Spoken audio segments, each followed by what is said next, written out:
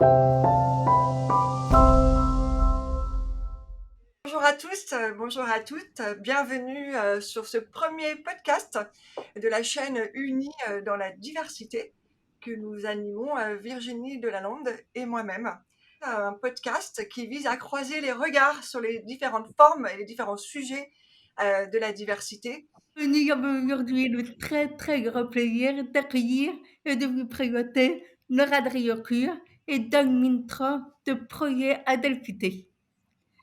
Et d'ailleurs, si comme moi vous aimez les petites histoires humaines, je vais vous raconter rapidement comment d'abord Laura et moi nous sommes rencontrés, parce que nous avons été toutes les deux membres d'un jury pour un concours de l'école.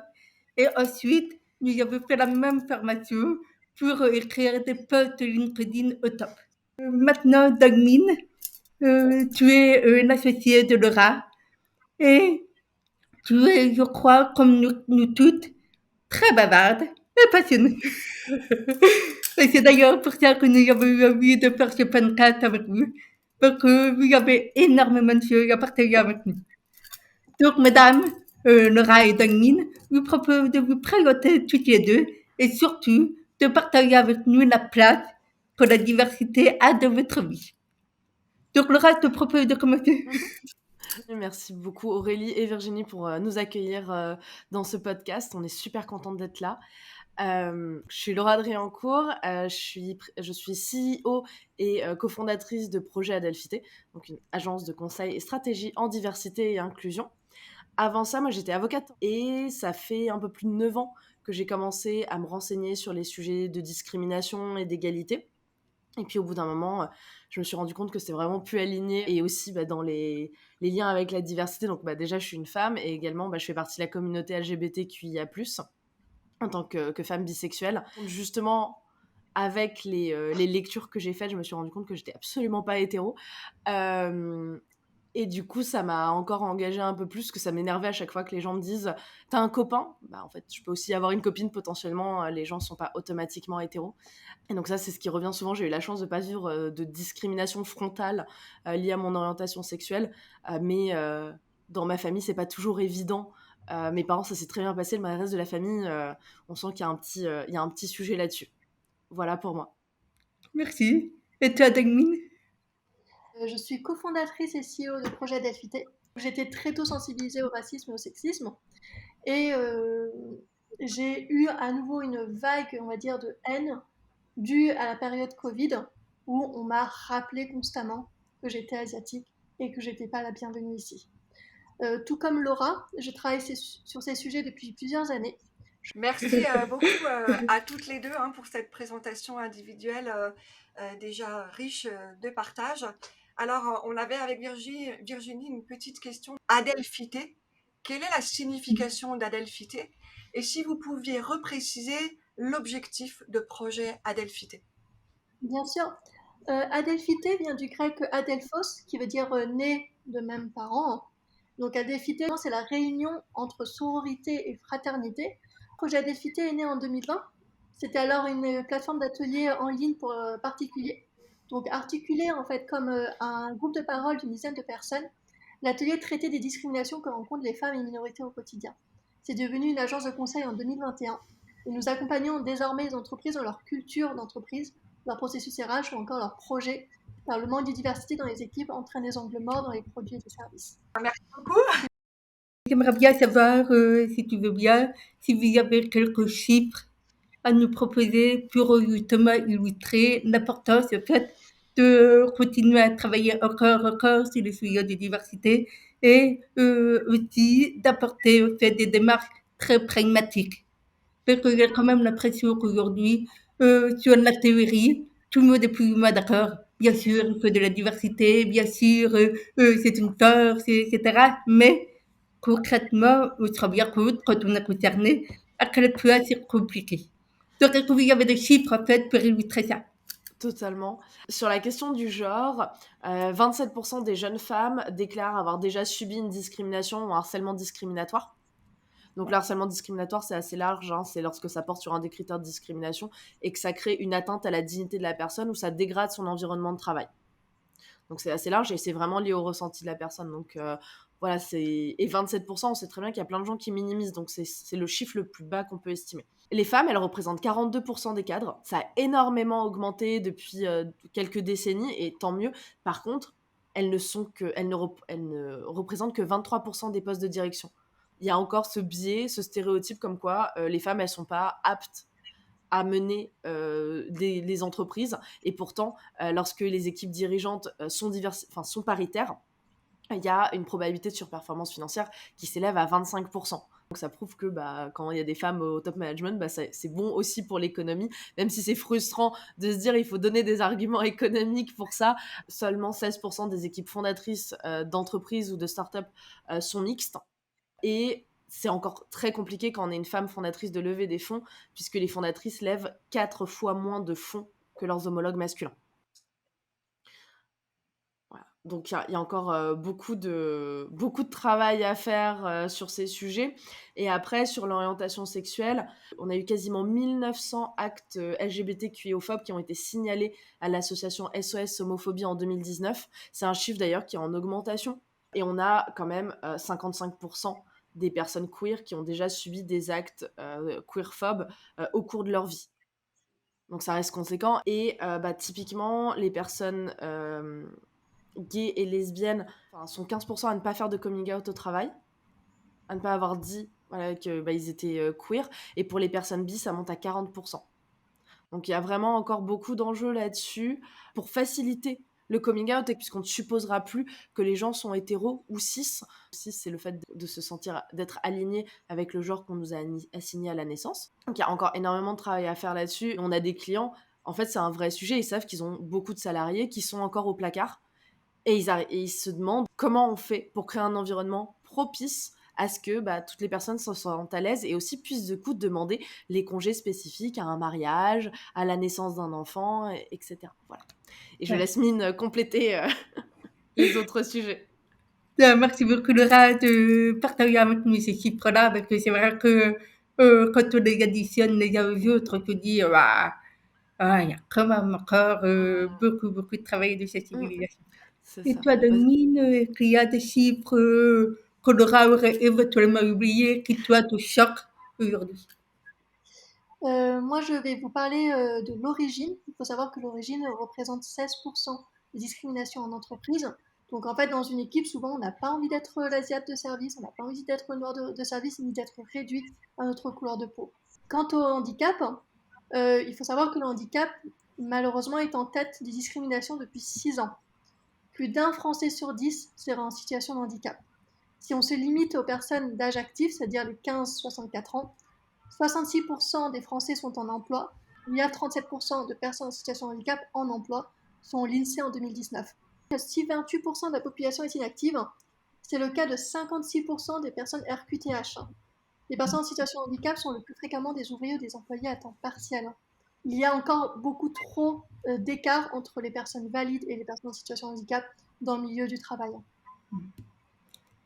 Et je pense qu'Aurélie et moi sommes assez bien placés pour en entendre régulièrement parler. Et effectivement, oui, que ce soit le sujet du handicap ou toutes les formes de diversité, ces chiffres sont vraiment révélateurs. Donc, merci pour ces partages. Moi, je suis un petit peu aussi étonnée et stomaquée par effectivement ces disparités-là. Donc, effectivement, avec beaucoup d'actions encore à faire pour réduire les écarts et favoriser la richesse des complémentarités issues de la diversité. Donc, du coup, qu'est-ce que vous pourriez observer par rapport à des actions positives qui avancent au sein des entreprises? Nous, ce qu'on a remarqué, c'est que les sujets d'obligation légale, notamment l'égalité entre les femmes et les hommes, sont globalement vraiment pris en compte par la plupart des structures. Alors évidemment, il y a toujours des entreprises qui sont en mode on s'en fout, mais il y a vraiment une évolution des mentalités là-dessus. Ce qui est intéressant, ce qu'on voit, c'est selon la taille et l'ancienneté des structures. Sur des structures très grandes, avec plusieurs milliers de salariés qui sont assez anciennes, le handicap est très avancé. Enfin, en tout cas, les accords handicap sont assez poussés. Après, sur la question de l'inclusion des personnes handicapées, il y a encore beaucoup d'évolution, de travail à faire sur l'évolution des mentalités pour que les managers acceptent en fait et soient même et la même position d'embaucher une personne valide ou d'embaucher une personne handicapée, parce que là, on a beaucoup encore l'imaginaire très négatif autour des personnes handicapées, comme quoi elle sera un fardeau, que ce serait pesant, etc. Alors qu'il y a une telle diversité de handicap que c'est complètement absurde, en fait, de considérer ça comme une vérité globale, en fait. Et en plus, pas plus que les personnes valides en vrai, parce qu'il y a des personnes valides qui sont aussi des fardeaux. Donc du coup, il y a une évolution à faire sur les mentalités. Par contre, sur ce qui a été mis en place par les structures, qui ont plusieurs décennies, voire plus d'existence, il y a eu vraiment beaucoup de choses qui ont été mises en place. L'égalité entre les femmes et les hommes, les accords mettent des choses en place, mais on sent qu'il y a un peu de retard. Par contre, sur des plus petites structures plus jeunes, je pense que c'est aussi des questions de génération, d'âge des équipes fondatrices qui jouent. Ça a été beaucoup plus axé sur l'égalité femmes-hommes et beaucoup moins sur le handicap. Et là, on voit plus de retard. Donc, ça dépend vraiment en fait des typologies d'entreprises, de leur taille et de leur ancienneté, selon les avancées sur ces deux sujets où il y a des obligations légales positives. Quels sont les sujets pour lesquels il y a plus de freins, notamment en lien avec les stéréotypes, avec les préjugés, et qui méritent d'être du coup débloqués? Il y a un énorme tabou sur les questions raciales en France, de par notre histoire et de par l'approche de la France qui est très universaliste et qui est très assimilationniste aussi, c'est-à-dire on voit pas les couleurs, on fait pas de différence, alors qu'en vrai on en fait profondément parce qu'on demande à des personnes qui n'ont pas les mêmes origines ou les mêmes cultures à la base de les effacer pour être acceptées. Et ça, c'est quand même, c'est extrêmement violent puisque, en fait, on peut pas se construire correctement en tant qu'humain si on ne connaît pas nos racines et si on n'est pas ancré avec nos racines, quelles qu'elles soient. Donc ça, il y a un véritable tabou là-dessus. On le voit chez les clients, ils sont pas toujours à l'aise d'aborder ces sujets et nous, on lance des petites... on lance un peu la canne à pêche, voir comment la personne réagit, on voit là en fait comment on peut avancer, comment on peut se positionner, parce qu'il y a vraiment beaucoup de tabous. Mais ce qu'on voit, c'est que avec des clients, quand on dit des personnes noires et qu'on n'a pas de problème à employer ce mot parce que le mot noir est encore très tabou, les gens préfèrent dire black, alors qu'il vaut mieux dire personne noire parce qu'on a le mot en français, donc autant l'utiliser. Lorsqu'ils voient qu'on est assez à l'aise pour en parler, on sent qu'ils se détendent tout de suite et que ça permet de créer une conversation autour de ça. Il y a beaucoup de sujets, comme on le disait, sur les questions queer, les questions LGBTQIA+, comment on fait pour construire des cadres de travail où les gens sont en sécurité et peuvent sortir du placard, sachant que, ça je ne l'ai pas précisé, mais du coup je le précise, 22% de la Gen Z s'identifie comme queer. En moyenne, on est à 10% dans la population générale. Donc en fait, on voit bien que comme la société devient plus tolérante aussi sur ces questions, qu'il y a plus de représentation, mais en fait, les gens mettent des étiquettes sur leur identité. Parce qu'en fait, c'est pas qu'il y a une augmentation colossale, c'est juste que maintenant, les gens se sentent en sécurité pour sortir du placard. Beaucoup plus, et pour s'identifier comme ça. Et ça, les entreprises, elles vont devoir suivre ce mouvement-là, parce qu'on peut pas se retrouver avec 22% de la population, d'une partie de la population qui se sent pas en sécurité. Mais ça marche pour toutes les statistiques en vrai, mais là sur les questions queer, sur sortir du placard et pouvoir vivre son identité, puisque ça c'est pas marqué sur notre figure. Et ensuite il y a aussi la question de la religion, où en France ça reste extrêmement tabou parce qu'il y a une mauvaise lecture de la notion de laïcité, où dans l'esprit de beaucoup de gens et dans l'esprit de beaucoup de nos politiques et de ce qui est présenté dans les médias, la laïcité ça serait l'idée que la religion reste à 100% dans le privé, qu'on ne doit pas en parler, qu'on ne doit pas le montrer. C'est pas ça la laïcité selon la loi de 1905 à la base. La laïcité, c'est la séparation de l'Église et de l'État, selon la loi de 1905 du coup, et c'est de dire en fait l'État n'a pas le droit de nous dire comment vivre notre religion, comment l'exprimer, ou de le fait de ne pas en avoir une, d'ailleurs, il n'a pas le droit de nous imposer quoi que ce soit, à partir du moment où ça ne crée pas de trouble à l'ordre public. Donc en fait on est sur une approche qui est radicalement différente, c'est-à-dire que en fait on pourrait très bien se balader avec les signes religieux qu'on voudrait, selon cette conception de la laïcité, tant que ça ne crée pas d'entrave à l'ordre public.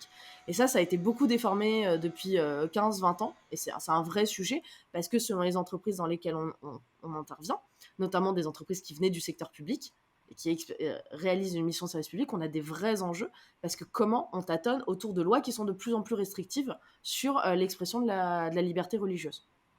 Voilà.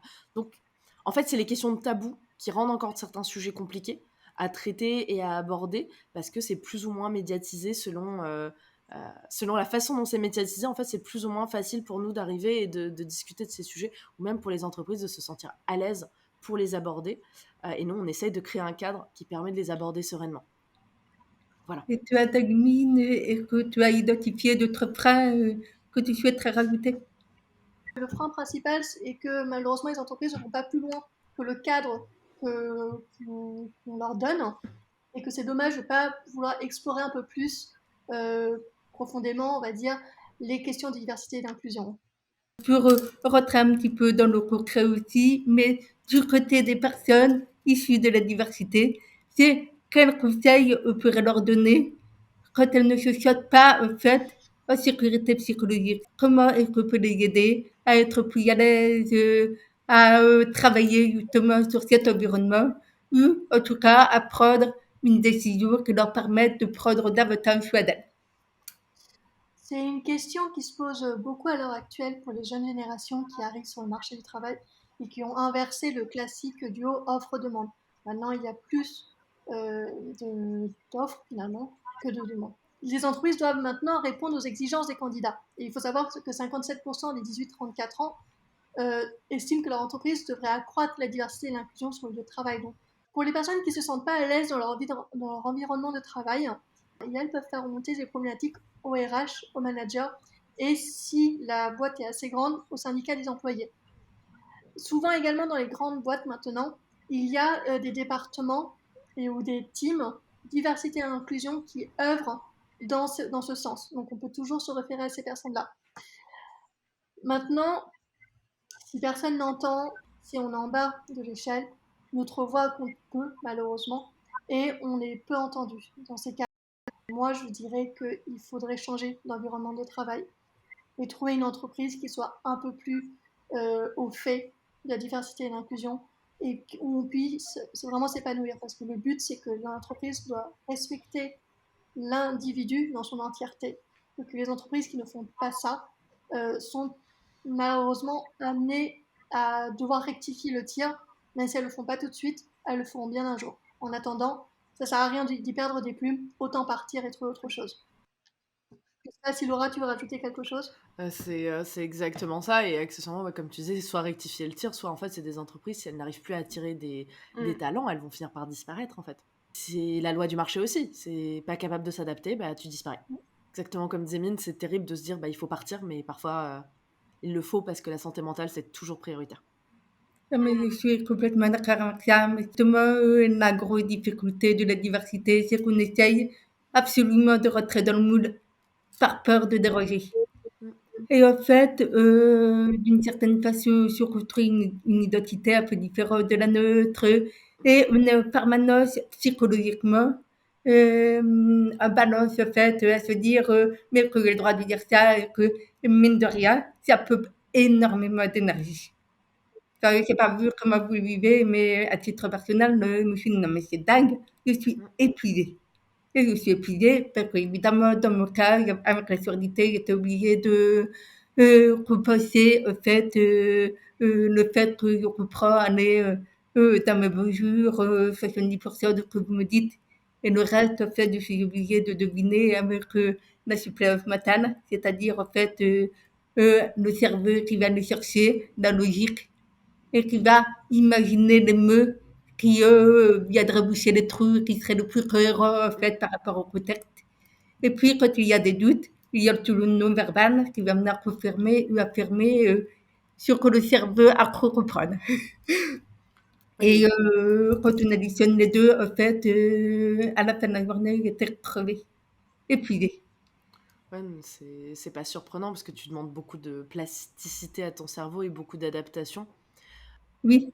Alors ça, c'est un avantage, parce que c'est vrai que ça permet en fait de développer des choses, mais je constate quand même qu'avec le temps, on vieillit.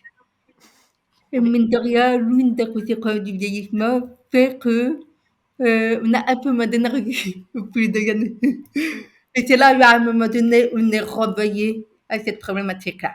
mm, Prendre soin de nous, comment le faire, et et qu'on parle, et que c'est pas évident. Non, c'est assez compliqué.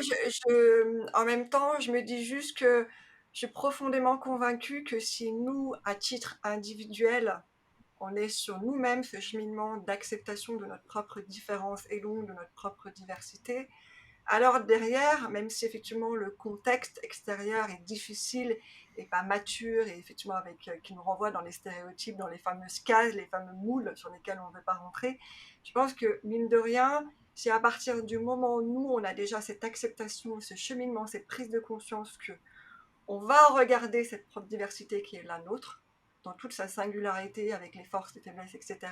Alors derrière, on est quelque part sur le chemin de la conduite du changement à l'extérieur de nous-mêmes.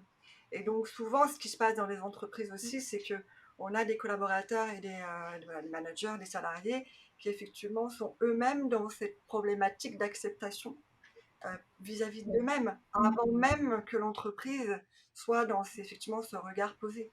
Et c'est un petit peu ce que nous faisons toutes les quatre. Nous sommes déjà passés par ce stade d'acceptation, de regard posé sur nos différences, qui font qu'aujourd'hui, on est capable d'aller ouvrir les portes et d'aller ouvrir les champs de conscience dans les entreprises. Et je pense qu'au niveau des collaborateurs et des managers, et comme tu l'as dit Laura ou dans Nu, ce qui est vrai aujourd'hui pour les générations de demain, d'aujourd'hui et de demain, notamment nos enfants, c'est qu'ils ont déjà ça ancré en eux, c'est beaucoup plus simple. Donc après, ils prennent ou ils partent, enfin, à prendre ou à laisser. Mais du coup, il n'y a plus cette dualité de qu'est-ce que je fais? Je reste dans le moule et à tout prix, je m'efface. Non. Effectivement, c'est pour ça qu'on a des générations qui partent parce qu'à un moment donné, c'est plus en alignement avec qui ils sont. Donc c'est juste de dire qu'effectivement, sur le plan individuel et collectif, sur le plan personnel et professionnel, entreprise et finalement familial, il y a ce jeu, ce flux qui est important à prendre en compte des deux côtés. Complètement d'accord. Et d'ailleurs, c'est aussi la raison d'être de ce podcast, c'est permettre en fait à toutes les formes de diversité qui vivent des choses similaires, c'est-à-dire justement cette étude de la place, cette étude de est-ce que ma diversité me définit pas et comment je parle, etc. C'est vraiment ces sujets-là qu'on va aborder en fait dans les épisodes suivants. C'est pour permettre en fait aux personnes qui sont concernées par la diversité liée à la couleur de peau, de partager en fait leurs trucs et astuces avec les personnes qui ont une orientation sexuelle, avec les personnes qui ont un handicap, etc., etc. Parce que je suis sûre que nous avons de ce point de vue-là énormément à apprendre les uns des autres. Je ne sais pas comment vous en pensez, mais ça me passionne déjà. Ça fait le lien avec la question quelles sont les actions, selon vous, qui seraient les plus efficaces pour faciliter, encourager le changement de regard sur la diversité? Alors, que ce soit dans les entreprises ou dans la vie civile. Donc, n'hésitez pas à passer là. L'objectif, Euh, c'est je, d'inspirer les personnes qui nous écoutent, de nous inspirer nous aussi. je dirais la sensibilisation, c'est vraiment l'action la plus efficace. Mais pour que ça soit efficace, notamment en entreprise, il faut souvent faire un audit au préalable. Et pour connaître l'état de santé de l'entreprise, pour connaître sa culture, pour savoir comment se sentent les employés. Et parce qu'en fait, si on ne fait pas cet audit-là, si on ne sait pas, si on ne connaît pas l'état actuel de l'entreprise, faire des sensibilisations, souvent, c'est des coups d'épée dans l'eau. Parce qu'on ne vise pas juste et ça ne prend pas. On va essayer de faire une politique de diversité et inclusion qui ne convient pas aux employés. Et bah, c'est pas bon, c'est contre-productif. Et du coup, nous, c'est ce qu'on propose, par exemple, chez Projet Activité, c'est qu'en général, on va proposer des sensibilisations, mais avant ça, on va proposer un audit pour mieux comprendre l'entreprise, pour mieux comprendre les employés, et après, on fait une sensibilisation. Ça nous paraît plus juste. Pour le côté privé, je reviens là-dessus, je pense que si déjà on parle à notre entourage, si on reprend notre entourage sur certains comportements qui sont problématiques, qui sont pas OK, déjà c'est de la sensibilisation à notre échelle, c'est déjà quelque chose de fort. Parce qu'on va le faire une fois, la personne va sûrement s'en rappeler, elle va voir le schéma se répéter, elle va pouvoir le dire à la personne, et ainsi de suite. On est vraiment sur un effet domino. Et c'est comme ça en fait qu'on sensibilise à plus grande échelle. Et, et je rajouterais également sur le côté privé, c'est aussi important d'avoir de la représentation et une représentation de qualité. Jennifer Padjemi parle à ce titre de représentativité, c'est-à-dire voilà, une représentation de qualité. Et si on montre que l'universel, en fait, c'est pas toujours les mêmes types de personnes qui sont déjà extrêmement privilégiées et représentées, mais qu'en fait, on peut raconter des histoires universelles, quel que soit le genre, la couleur de peau, l'orientation sexuelle, parce qu'au final, raconter une histoire, une aventure, apprendre à se connaître soi-même, c'est des histoires qui sont universelles et qui peuvent résonner avec tout le monde. C'est une question aussi, ça permet aussi de développer l'empathie, parce que de sentir vibrer pour une personne qui ne nous ressemble pas, ça c'est la première chose en fait pour l'empathie, de se réjouir avec elle, de pleurer avec elle, etc. L'empathie c'est super important, et pour ça la représentativité c'est super important, que ce soit dans les films, dans les livres, notamment les livres jeunesse pour enfants. Et typiquement moi j'entends souvent des personnes blanches qui disent ah mais ce film ou ce roman c'est sur une personne racisée ou une personne noire, ça me concerne pas. Bah si, c'est une histoire en fait, pourquoi ça te concernerait pas? Pourquoi quand t'as des enfants t'achèterais pas des livres jeunesse avec un héros ou une héroïne qui est racisé? En fait, c'est aussi tes enfants, et ça permet aussi d'ouvrir le champ de vision à l'enfant, et on évitera en fait de reproduire des violences dès la maternelle en fait, des enfants blancs envers les enfants racisés, et on pourra ainsi créer une société qui est plus apaisée in fine. Et d'ailleurs, j'essaye à mon petit niveau de faire partie de ce message-là, parce qu'évidemment, j'ai une conférence qui s'appelle Utiliser la diversité comme levier de performance de l'entreprise. Donc, en fait, il faut démontrer à quel point on est idiot presque de se passer de la richesse de la diversité pour continuer, en fait, à trouver des parts de marché supplémentaires, ou continuer, en fait, la croissance d'un point de vue business, et pas rester dans cette démarche caritative, sociale. Il y a une vraie utilité, en fait, économique. Et puis, sur la partie média, parce que vous savez, j'anime une émission de télévision sur Bismarck. Et il y a la chance, en fait, que cette chaîne me permette de mettre en lumière des personnes issues de la diversité, et vraiment sous toutes les formes. Donc, on s'amuse avec l'âge, on s'amuse avec la couleur de peau, on s'amuse avec l'expertise originale, on s'amuse avec le handicap. Et mon objectif, clairement, c'est de montrer, en fait, qu'on peut aller trouver de l'inspiration, peu importe la forme de diversité. Et qu'en fait, nous sommes tous frères et sœurs dans, justement, que tu disais, le vécu, l'expérience, ce qu'on peut apprendre finalement les uns des autres. Et j'espère que ça va contribuer à ce regard. On est tous et toutes à Delphes. Et par ailleurs, ça me permet de revenir sur une question que j'avais envie de lui poser aussi. C'est vu que je connaissais bien ce sujet, parce que vous êtes forcément entouré de personnes issues de la diversité à la fin de votre vie personnelle et à la fin de votre vie professionnelle. Mais est-ce que vous n'avez pas l'impression que justement il y a parfois, même souvent, des points communs entre les personnes issues de la diversité? Il y en a énormément en vrai, parce que les mécaniques de discrimination fonctionnent souvent de la même façon. Elles ont été construites pour les mêmes objectifs à la base. Par exemple, le sexisme tel qu'il existe à l'heure actuelle a été construit pour briser les révoltes paysannes en Europe occidentale, par exemple. Et en fait, des techniques qui ont été employées pour briser les révoltes paysannes ont été aussi employées pendant la colonisation pour faciliter la colonisation, justement. Et des techniques employées pour la colonisation ont été ramenées en Europe pour briser les révoltes paysannes. Donc en fait, le sexisme, le racisme et l'homophobie, en fait, la plupart des discriminations se sont constituées pour ça, justement, pour faciliter le fait de briser, en fait, les révoltes. Donc déjà, c'est des mécaniques qui sont très similaires. Donc forcément, on voit beaucoup de points communs dans ces mécaniques, dans les réponses aussi qu'on peut apporter. Il y a plein de conseils qu'on donne. Nous, c'est pour ça aussi qu'on a cette approche très croisée, en fait, dans nos sensibilisations. On a des sensibilisations sur des thématiques, mais nos sensibilisations qui parlent aussi beaucoup à nos clients, c'est des sensibilisations qui sont croisées. Par exemple, comment mener une réunion inclusive, comment faire des feedbacks, comment réagir face aux microagressions. Et on ne parle pas de microagressions spécifiques, même si on donne des exemples sur des discriminations spécifiques. En fait, les réactions peuvent être les mêmes. La façon de gérer les situations peuvent être les mêmes. Donc il y a ça déjà qu'on peut mettre en commun. Tu parlais de mettre en commun, de faire parler des gens selon leur diversité, leurs caractéristiques, de les faire parler, de voir les ponts communs qu'il y a. Mais en fait, il y en a plein sur ça. Après, dans le vécu aussi, il y a ce côté hyper vigilance, en fait. parce que parfois, enfin, on sait jamais quand est-ce que ça va sortir. Selon le type de discrimination, ça va être plus ou moins marqué. Et selon aussi le lieu, le pays, etc. Enfin voilà, il y a plein de choses qui font qu'on va se sentir plus ou moins en sécurité, mais il y a cette hypervigilance qui est là et qui peut fatiguer énormément aussi les personnes face à ça, parce que quand on est en hypervigilance, le corps il est tendu, c'est compliqué d'avoir des moments de repos. Et l'autre chose que je dirais en commun, c'est dans un certain nombre, il y a une idée de parfois de joie à se retrouver entre nous, parce que justement l'hypervigilance va pouvoir s'apaiser.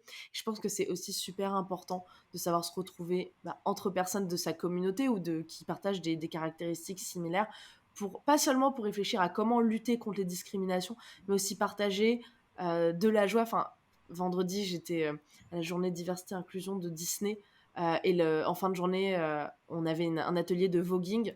Le voguing, ça vient des ballrooms de la communauté afro-américaine queer, et pour contrer les concours de beauté et tous leurs stéréotypes et leurs discriminations. Et en fait, il y avait quelque chose de profondément joyeux à se dire, peu importe à quoi je ressemble, je veux juste m'amuser, je veux juste passer un bon moment, et avoir ce côté qui peut être qualifié d'exubérant par la culture dominante, en fait. Et c'est là où j'ai compris, en fait, à quel point c'était nécessaire de danser comme ça, de s'exprimer comme ça, et d'en avoir rien à faire de ce que la bienséance dominante attend de nous, en fait. Parce que c'est se réapproprier nos corps, nos vécus et nos identités. Voilà. Et Je toi, laisse Mine Dany, rajouter. Aurélie, que t'as interrompu. Non, je disais, c'est effectivement ce besoin de communauté et ce besoin d'identification où effectivement on fait baisser les barrières. Comme tu parles d'hyper-vigilance, on a juste besoin à un moment donné effectivement de baisser ces barrières-là, de soi en premier déjà, et puis après avec l'autre. Donc effectivement, oui, je ressens aussi ce sujet-là par rapport au handicap, où effectivement, c'est à la fois, pour moi en tout cas, vis-à-vis du handicap, repoussant, parce qu'effectivement, être dans une communauté qu'avec des personnes en situation de handicap, me dire, mais à quel moment, en fait, je ne suis pas dans la surstigmatisation de ma diversité, et puis en même temps, dire, mais en fait, voilà, on est tous pareils, ça fait du bien d'être juste regardé simplement, différemment, mais simplement.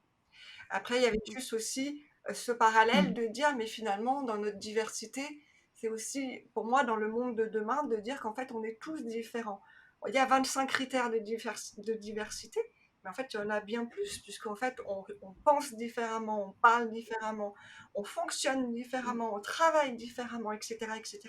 Et c'est juste se réapproprier que les biais cognitifs qu'on peut avoir entre diversité, même deux personnes qui se ressemblent a priori, deux blancs, deux femmes mariées, deux enfants, blanches, etc., elles-mêmes, elles vont avoir des dysfonctionnements sur leur biais cognitif quand à un moment donné, elles seront en conflit ou en désaccord par rapport voilà, des écarts de pensée ou des écarts de fonctionnement ou des écarts sur leur mode de vie.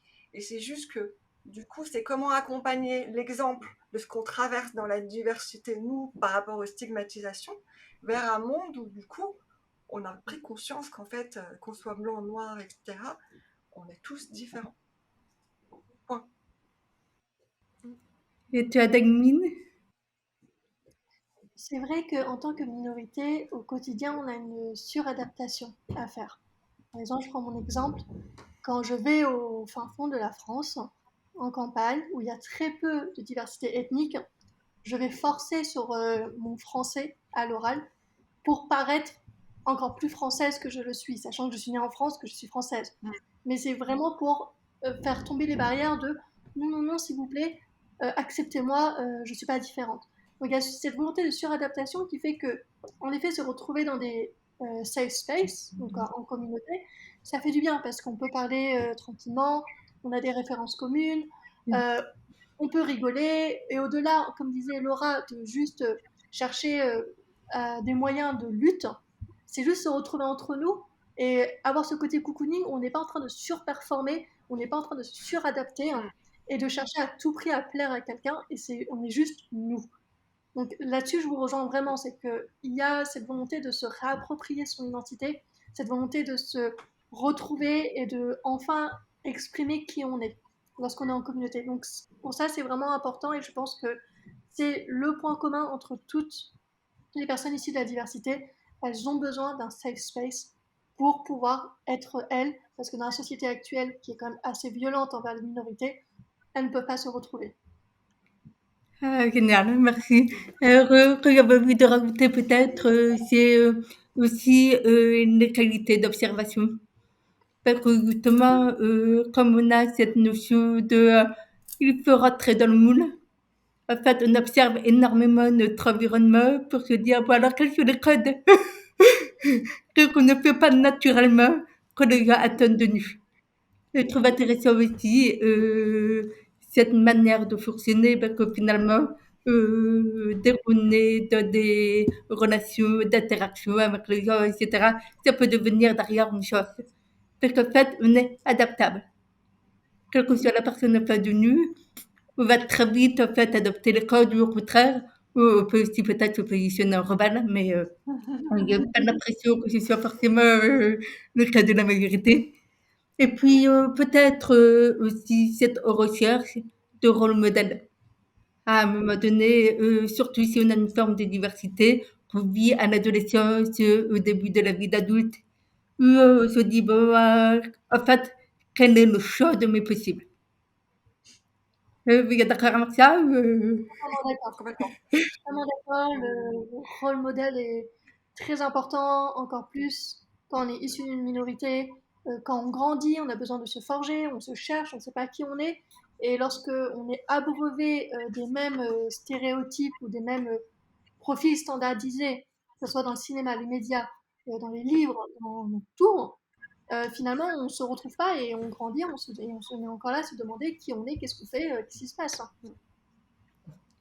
Je préciserai sur l'adaptation. Je pense que ça marche dans la majorité des cas, mais pour un certain nombre de personnes neuroatypiques, ça peut être quand même compliqué de comprendre les codes de manière instinctive. Enfin, moi, je sais que ça me passe à 10 000, quoi. Si on me les explicite pas, c'était pour moi en entreprise ou en cabinet, c'était tellement compliqué. Parce qu'on me faisait un feedback, je changeais d'entreprise parce que je faisais des stages. Donc, j'appliquais ce qu'on m'avait dit. Et en fait, ça marchait plus du tout. Je suis en mode, en fait, juste explicitez-moi dès le début. Genre, et pour moi, c'est aussi quelque chose qu'on propose chez Projet Adelphité, d'accompagner dans l'onboarding, dans les processus d'onboarding des entreprises. Parce qu'en fait, c'est un des moments, ça fait partie des moments cruciaux dans l'arrivée, enfin, dans la carrière des salariés dans cette structure. Et d'expliciter, en fait, ce qu'on attend de la personne en termes d'organisation, en termes de savoir-être, c'est essentiel aussi pour remettre tout le monde à niveau. Parce que il y a plein de fois où on dit, notamment aux personnes racisées, c'est un problème c'est pas un fit. Alors qu'en fait, juste, on n'a pas explicité plein de choses et du coup, on s'en sert parce qu'en fait, au final, y a du racisme qui ressort. On réalise pas, mais c'est une forme de racisme derrière qui ressort. Donc, c'est vraiment hyper important d'expliciter les codes d'une structure parce que ça simplifie la vie de tout le monde et notamment des personnes neuroatypiques qui savent très bien s'adapter pour la plupart une fois qu'on leur a dit, une fois qu'on leur a explicité, mais quand c'est implicite, ça prend 4 à 6 mois pour percuter comment ça fonctionne. Voilà, donc je rajouterais ça. Il y a cette capacité d'adaptation, mais c'est toujours bien d'expliciter les choses. Mais d'ailleurs, c'est assez drôle parce que justement, quand je discute avec des personnes neuroatypiques, quand elles me racontent leur manière de s'adapter et ce qui leur paraît complètement aberrant, c'est à mourir de rire. C'est par exemple l'humour. En fait, on a vraiment un humour très différent et donc il y a des choses en fait qui les choquent chez nous et pour nous c'est complètement normal. Par exemple, ne pas dire les choses directement, ne pas les dire franchement, avoir des tournures, machin. Et puis il me dit, mais pourquoi vous vous compliquez la vie en fait? Ouais, tout à fait. Ça pourrait être tellement simple. On appelle un chat à chat. Mais le problème, je pense que nous y arrivons gentiment et ça tombe bien à la fin de ce podcast. Et les filles, je vous remercie infiniment pour tout ce que vous nous avez apporté, parce que j'étais extrêmement riche, moi j'ai passé un moment absolument formidable. Je ne sais pas quel en est de Oui, votre oui, côté, un grand merci Aurélie. à toutes les deux. Moi, j'ai appris beaucoup de choses sur les chiffres et puis sur un projet Adelphité, sur votre manière effectivement d'incarner ce sujet-là avec lequel je suis complètement alignée. Donc, un grand merci à toutes les deux pour ce partage très riche. Et puis, merci à toi, Virginie. Notre co-animation me fait beaucoup de bien. avec plaisir. Me permet de revenir sur le prochain épisode. Alors, c'est un épisode qui va aborder la question des chiffres sur la diversité, c'est-à-dire comment on obtient ces chiffres-là, quels sont les critères sur lesquels on se base pour justement avoir des chiffres qu'on peut transposer de manière un petit peu générale, et comment les entreprises, justement, au travers de ces mesures, arrivent à faire bouger les choses d'une année à l'autre. Donc, j'espère que c'est un sujet qui vous passionne autant que nous. Et je vous souhaite donc une très belle journée. Et puis, je vous dis à très À très bientôt bientôt. pour la suite. Merci.